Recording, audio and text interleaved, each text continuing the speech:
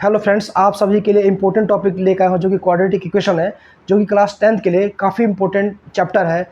और ये topic competitive exam से इसमें से क्वेश्चंस पूछे जाते हैं। तो इस चैप्टर्स का मैं बेसिक कॉन्सेप्ट समझाऊंगा और इस चीज़ को देखते हैं कैसे किया जाता है। सबसे पहले आपका जो टॉपिक है क्वाड्रेटिक इक्वेशन, जो कि 10th क्लास के जो बोर्ड के अपियर स्टूडेंट्स हैं उनके लिए काफ़ी इंपॉर्टेंट टॉपिक है।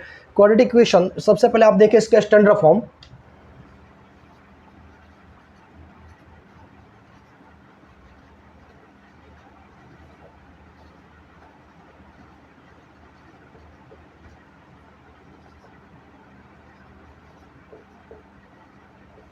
इसमें देखें क्वाड्रेटिक इक्वेशन स्टैंडर्ड फॉर्म जो होती है वो होती है ax² plus bx plus c equal to 0।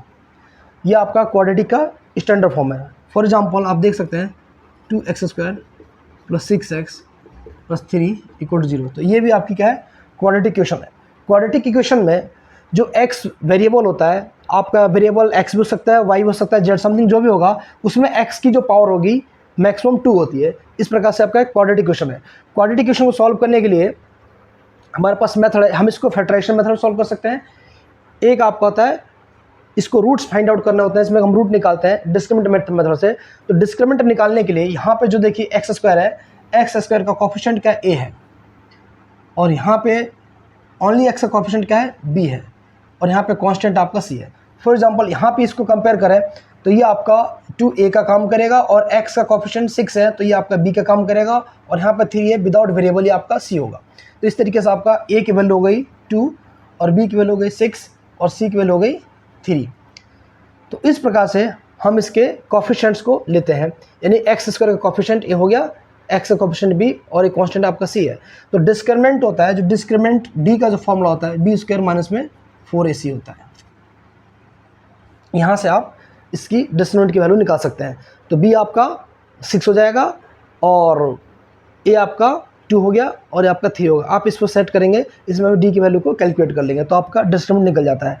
तो नेक्स्ट देखते हैं इसका आगे क्या किया जाए।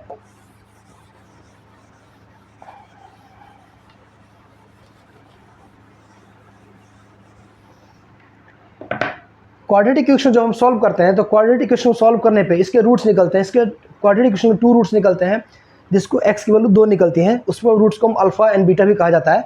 तो अब आप देखें, इसको रूट्स को निकालने के लिए जो अल्फा की वैल्यू होती है, अल्फा इक्वल टू होता है -b प्लस √d अपॉन में 2 इंटू a, और बीटा की वैल्यू निकालने के लिए आप लिख सकते हैं -b minus √d upon 2a।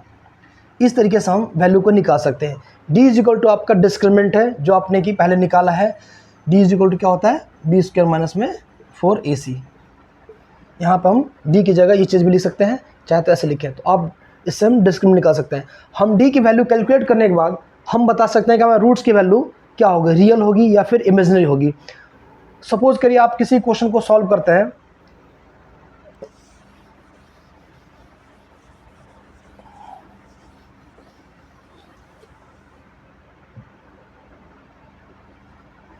To x square plus का 6x माइनस का 2 इक्वल टू 0। ये आपकी क्वाड्रेटिक इक्वेशन है।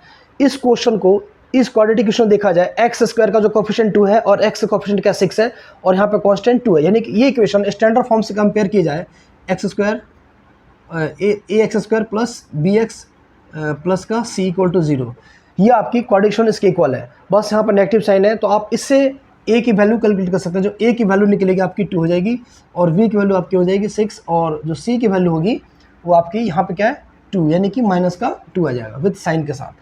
अब यहाँ पे आपने a निकाल लिया, b निकाल लिया और c निकाल लिया। इस इक्वेशन को कंपेयर करके हमने इस स्टैंडर्ड इक्वेशन से, ये क्वाड्रेटिक की स्टैंडर्ड इक्वेशन है, इस हमने कंपेयर करा, इसकी वैल्यू हमने निकाल ली।